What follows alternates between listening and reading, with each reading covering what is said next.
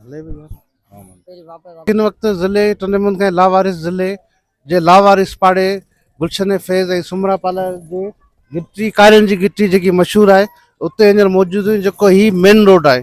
जिते आसिम स्कूल ऐं अस्पतालूं ऐं हिन रोड जे वरी सुमरे पाड़े में सुमरन जो स्कूल सुमरापाड़े जो स्कूल ऐं मुख़्तलिफ़ माना मेन शहरनि जे अयूबिया स्टाफ सिरनबी चौक त रोड ई मेन जेको सभिनी खे मिलाए थो उन जी हालत ॾिसो ऐं महीना गुज़री विया आहिनि हिनखे खॾो पियो खॾे में भराए भरियो हिननि ऐं भरण जी कंडीशन आहे उहा मां अयास भाई खे चवंदो ॾेखारे हीउ ॾिसो खॾो जेको भरियो अथनि हीअ हालत आहे हेॾा गटरनि जा पाणी हिते किना जेके आहिनि सॼो हिन पासे जेको पाणी अचे पियो ऐं पासे में हिकिड़ी नंढड़ी गिटी अचे थी अयास भाई हितां थोरो अॻियां अचे ऐं हिते साम्हूं गिटी अचे थी इहा माना हलण जी घस कोन्हे हिते मोटरसाइकिल नथा मटे सघनि हिते सॼो पाणी जेको मौजूदु आहे जंहिंमें बीमारियूं जेके आहिनि जनम वठी रहियूं आहिनि ऐं जेको गैस्ट्रो ऐं मलेरिया ऐं चमड़ी जी बीमारी तेज़ी सां वधे पई ऐं कुझु ॾींहंनि खां पोइ कार्या बिरादरी जा जेके तेलुगु रखंदा आहिनि उन्हनि जी ईद बि आहे कुझु ॾींहंनि खां पोइ त उहो ईद न पिया मल्हाए सघनि पासे में ई घर जेको आहे हिन में मंदर बि आहे इबादत नथा करे सघनि साम्हूं मस्जिद लॻी पिया हिते निमाज़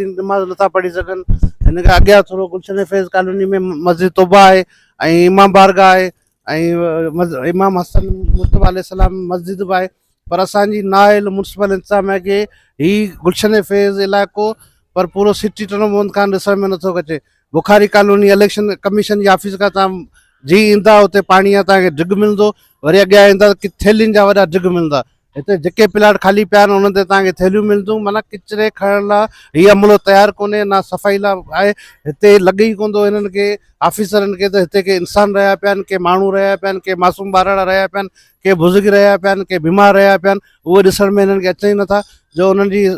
सफ़ाई सुथराई कराइनि ऐं हिते जेको आहे स्प्रे मच्छर कराइनि जी बीमारियूं घटी सघनि या कैंप लॻाइनि उहो का बि शइ हिते टंडेमुन खान में लावारिस ज़िले में तव्हांखे किथे बि ॾिसण में कोन ईंदी बेयारो मददगार असांजा माण्हू बणियल आहिनि हिते जा चुंडल नुमाइंदा जिन खे हिकिड़ी शइ यादि ईंदी आहे त वोट न ॾींदा त ई तव्हांजा पैसा बंदि थी वेंदा जेके असांखे माण्हुनि खे तइलीम न इन करे नथा ॾियनि त हीअ क़ौम सुजाॻ थी ईंदी ऐं हीअ पंहिंजा हक़ विड़ी वठंदी उन क़ौम खे तबाह करण लाइ हिननि जेको आहे इहे जेको रुपो इस्तेमालु कयो आहे त बेनज़ जा पैसा हाणे वैक्सीन जो टाइम अचो हुन में बि इहा ॻाल्हि त बेनज़ जा पैसा बंदि बाबा तव्हां का पॉलिसी जोड़ियो हिन माण्हुनि खे रिलीफ ॾियो ही माण्हू ग़रीब मिसकिन तव्हांखे वोट ॾेई तव्हांखे असेंबलियुनि ताईं पुॼाइनि था उन्हनि माण्हुनि सां तव्हां इहो असरु करे ॾियो आहे इबादत नथा करे सघनि ॿारड़ा स्कूल नथा वञी सघनि